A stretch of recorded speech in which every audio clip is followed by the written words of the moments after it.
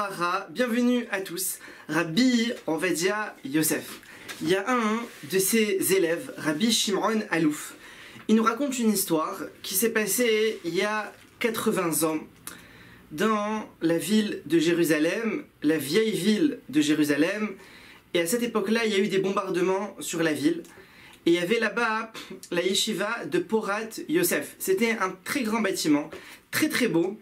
Là-bas, il étudiait le Rav Ovadia Yosef et le Rosh Yeshiva, c'était le Rav Ezra Atia. Et les bombardements, ils ont commencé à tomber à proximité de la yeshiva. Alors là, les élèves, le Rosh Yeshiva, tout le monde s'est enfui en courant. Et une fois qu'ils se sont mis plus loin, là, ils remarquent que le Rav Ovadia, il n'est pas là. Il est où le Rav Ovadia? Ils ont eu peur. Ils se disent peut-être que Chas Shalom, il s'est passé le pire.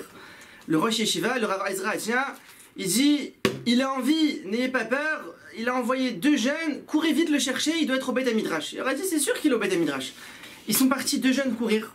Ils arrivent au Beth Midrash dans la yeshiva, tout le bâtiment il était vide. Et là ils trouvent le Rav Ovadia en train d'étudier avec des livres autour de lui et des pierres qui sont tombées. Les bombardements ils avaient touché pas trop loin, ça avait fait tomber des pierres. Et ils disent, Rabbi Ovadia, Chacham Ovadia, il faut se sauver, c'est sakanat nefashot, on peut mourir ici.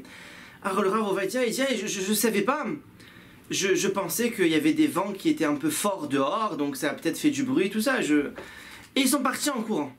Ça veut dire que le Rav, il était tellement plongé dans son étude, qu'il s'est pas rendu compte qu'il y avait des bombardements dehors, que les gens se sont enfuis, il pensait qu'il y avait des vents un peu forts, et c'est tout. Ils se sont enfuis, ils sont sortis du bâtiment, juste après, le bâtiment, il a été bombardé, tout le bâtiment, il a été détruit. Et jusqu'à nos jours, ce bâtiment il a été détruit et la yeshiva de Porat Yosef, maintenant elle est à côté du Kotel, ils ont eu là-bas un nouveau bâtiment. Ça me rappelle une autre histoire. Il y avait Rabbi Eliaou, c'était le gabaï de la synagogue Ohel Rachel. Là-bas, le Rav Ovadia, il y avait une période où il étudiait là-bas tous les soirs quand il était jeune. Tous les soirs, il allait étudier là-bas. Et lui, le gabaï, il attendait que le Rav Ovadia il ait fini d'étudier. Comme ça, il pouvait éteindre les lumières, fermer la porte. Et voilà qu'un soir, le Rav Ovadia, il est resté étudier. Les heures sont passées. Rabbi Eliaou, il a vu qu'il était très tard. Il a été voir le Rav, il lui a dit, écoute, voilà, tiens, prends la clé. Quand tu as fini, éteins les lumières, tu mets la clé sous le paillasson. Il est parti. Le lendemain, il arrive, en premier pour l'ouverture de la synagogue, et il voit au loin les lumières allumées. Alors il s'est dit, il a oublié, il est resté dans l'étude, tout ça, il a dû partir, il a laissé les lumières allumées, il a dû laisser la porte ouverte, oh, j'espère qu'il n'y a pas eu des voleurs qui sont rentrés. Et là il arrive, il ouvre la porte, et il voit qui? Il voit le Rav Ovadia, il voit les livres à côté, et il le voit en train de somnoler. Il était en train de somnoler pour faire sa petite nuit comme ça, après avoir étudié comme ça toute la nuit sur ses livres de Kodesh. Et quand il a vu ça, Rabbi Eliaou, il s'est dit, ah, si c'est comme ça, je comprends. Je comprends qu'il n'ait pas éteint les lumières. Et d'ailleurs, le Rav Ovadia, il y avait une époque où il habitait à Petar Tikva. Et là-bas, il donnait des shiurim. Et durant un des shiurim, il a commencé à leur parler d'Alachot. Et il leur a parlé des Ilchot Shabbat, l'interdit de traire une vache ou une chèvre Shabbat. C'est assour, c'est un interdit Shabbat. Un juif n'a pas le droit de traire une vache Shabbat ou une chèvre ou toute autre bête que c'est interdit de traire. Maintenant, dans l'assemblée, là-bas, il y avait un monsieur qui avait des vaches et des chèvres. Et justement, lui, Shabbat ou pas, il continuait à traire ses vaches. Le Rav Ovadia, il a parlé dans le cours. Il a averti le monsieur à la fin du cours. Le monsieur, il n'a pas voulu écouter. Il est parti traire ses vaches.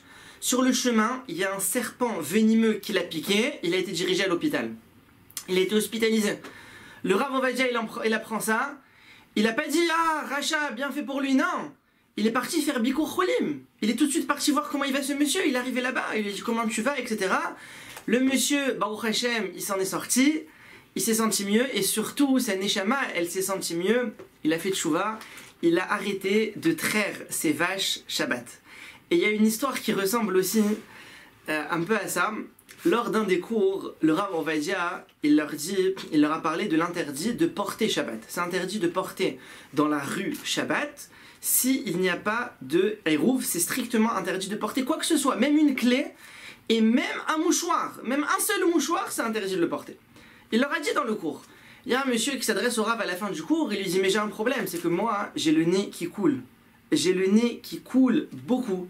Toutes les minutes j'ai besoin de me moucher. Je peux pas rester sans, donc j'ai tout le temps besoin de mouchoirs sur moi, il faut que je les prenne dans la rue, à la synagogue. Je peux pas. Le Rav Ovadia il lui dit écoute, la halakha, elle interdit de porter même un mouchoir dans la rue pendant Shabbat. Et ce monsieur il a quand même été beaucoup plus compréhensif que le monsieur qui voulait traire ses vaches. Et il a dit, si c'est comme ça, d'accord, je comprends, je me débrouillerai autrement, on trouvera une solution, il y a toujours des solutions. Celui qui veut trouver une solution, il trouve la solution, j'arrêterai de porter les mouchoirs Shabbat. Il y a une autre histoire que je voulais partager avec vous.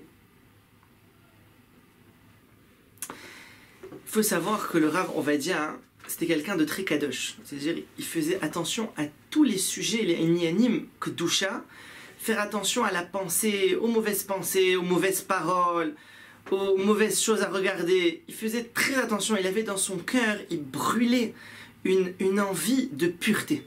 Contre toutes ces mauvaises choses, toutes ces impuretés, il voulait pas.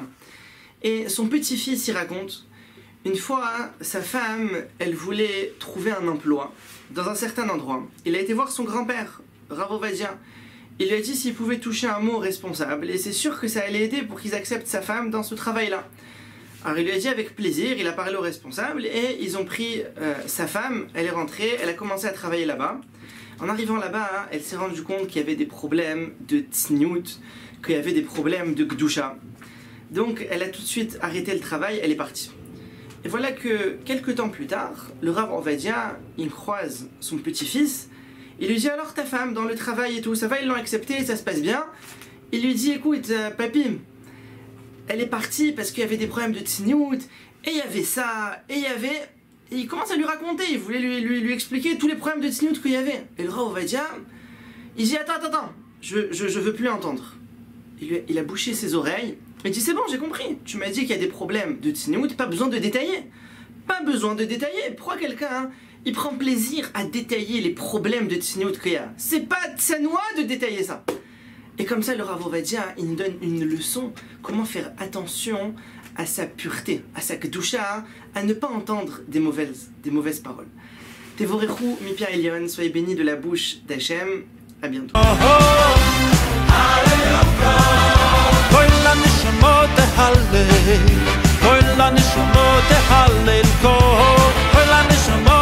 Hallel kol